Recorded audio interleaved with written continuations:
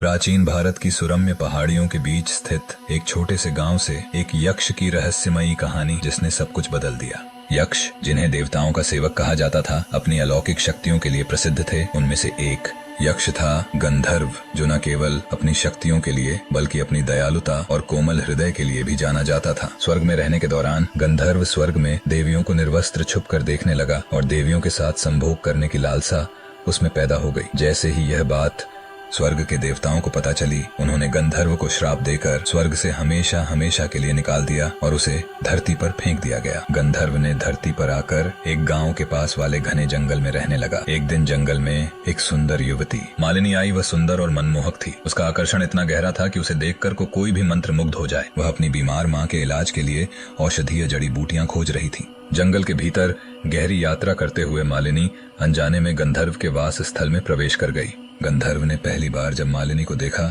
तो उसका हृदय पिघल गया। उसकी मनमोहक अदा और उसके दिल को छूने वाली चाल से गंधर्व उस पर फिदा हो गया। अब वह मालिनी के साथ भोग विलास करने के सपने देखने लगा। उसने अपनी दिव्य शक्तियों से मालिनी की सहायता करने के लिए एक साधारण इंसान का रूप ले लिया और मालिनी के सामने आया और उसे जड़ी बूटियां ढूंढने में मदद की। मालिनी उसकी सहायता से अभिभूत हो गई। जैसे जैसे समय बीतता गया, गंधर्व और मालिनी के बीच दोस्ती गहरी होती गई। गंधर्व ने कभी अपने यक्ष होने का रहस्य मालिनी को नहीं बताया, लेकिन हर पल वह उसे अपने दिल के करीब महसूस करता। दूसरी ओर मालिनी को भी महसूस होने लगा कि यह साधारण युवक कुछ अलग है। कुछ दिन ऐसे ही बीत गए। कुछ दिनों बाद गंधर्व ने मालिनी को अपने वास पर ले जाकर उससे मीठी मीठी बातें करके और फुसलाकर उसके साथ संभोग करने लगा। संभोग के दौरान गंधर्व इतना कामुक हो गया कि वह अपने असली रूप में आ गया। उसका भयानक रूप देखकर मालिनी डर गई। उसने गंधर्व के हाथों से छूटने की बहुत कोशिश की, पर संभोग क्रिया के दौरान गंधर्व ने उसे नहीं छोड़ा और वह संभोग करता रहा। मासूम सी मालिनी उसकी ताकत को बर्दाश्त नहीं कर सकी और बेहोश हो गई।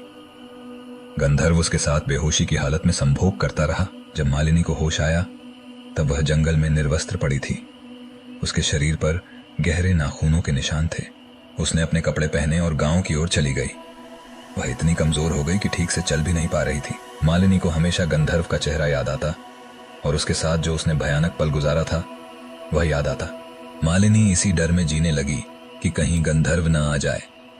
कुछ दिनों बाद मालिनी ने डर के मारे अपनी जान दे दी और इस दुनिया को हमेशा के लिए छोड़ गई।